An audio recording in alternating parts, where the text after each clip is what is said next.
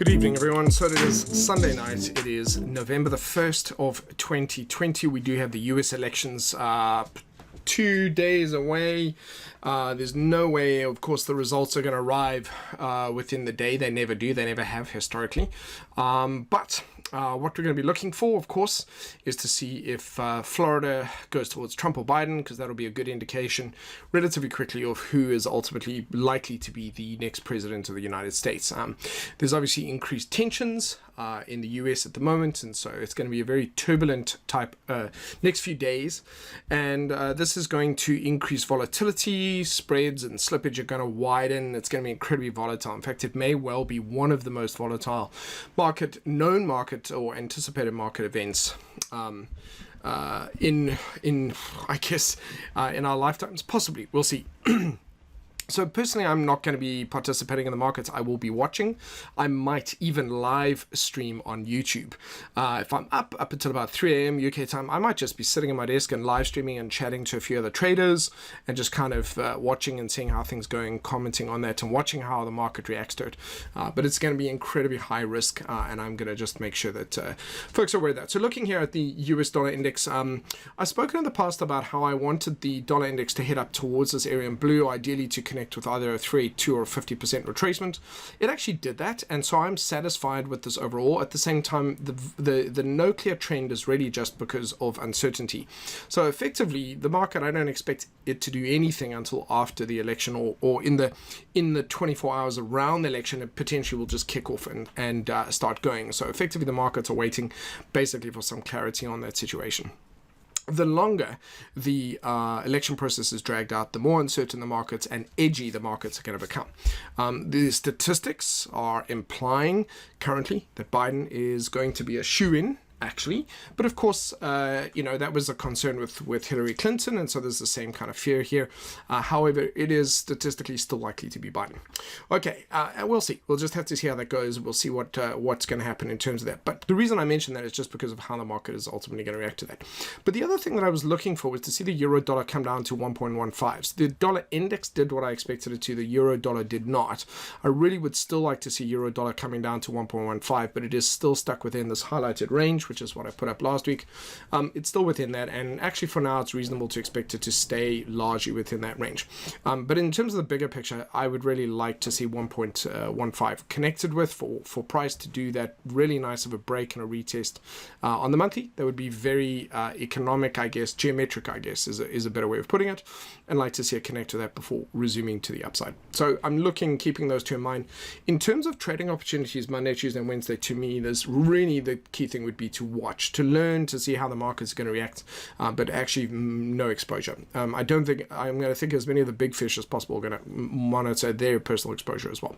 So looking at so basically, I'm anticipating a potentially weaker US dollar, and also still range bound. So euro dollar would then subsequently potentially the euro dollar may come down to the bottom of the range, turn around and head up, or potentially if what would make the most sense to me is break down and head down and connect with 1.15 and then go back. But if it's still range bound, in fact, I set this border for the 3rd. I should actually expand it and just widen it so that it includes that period of time.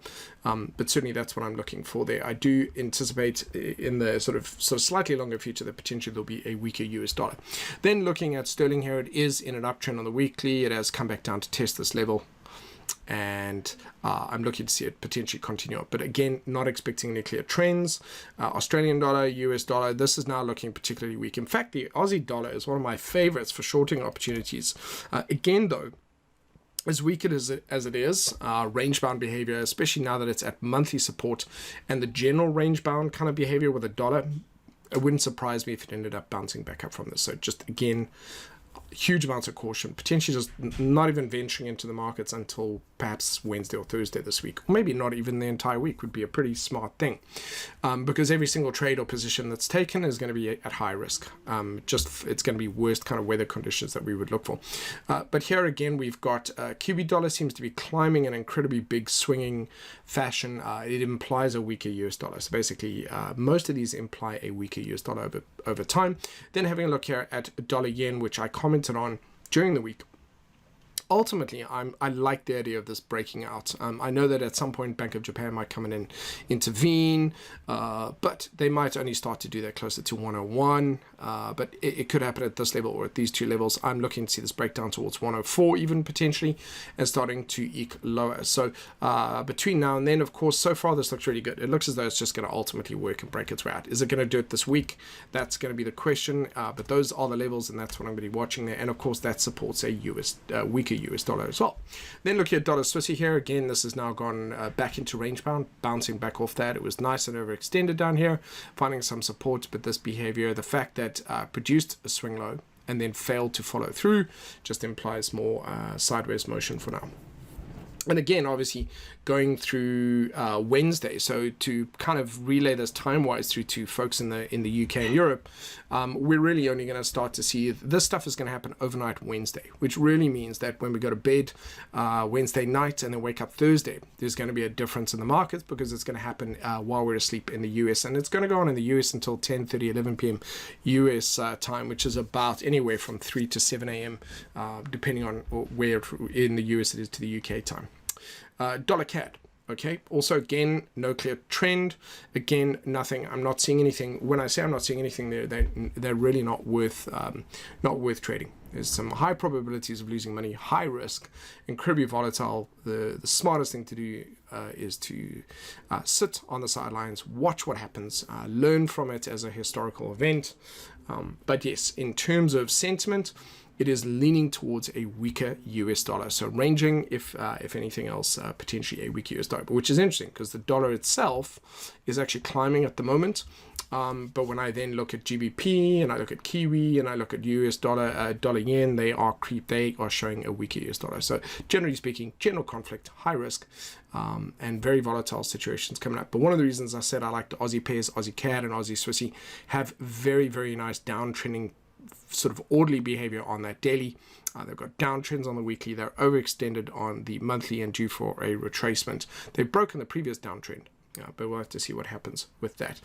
So those are the ones that I did quite like the look of, and especially dollar yen perhaps breaking through that level might be one of the ones where my expectation is it could move quite well once it finally lets go of this level of support. And that's it, ladies and gents. Be careful out there this week in every respect. If you are voting, all the best to you, and may the best man win, and we will see you here next week. Thank you.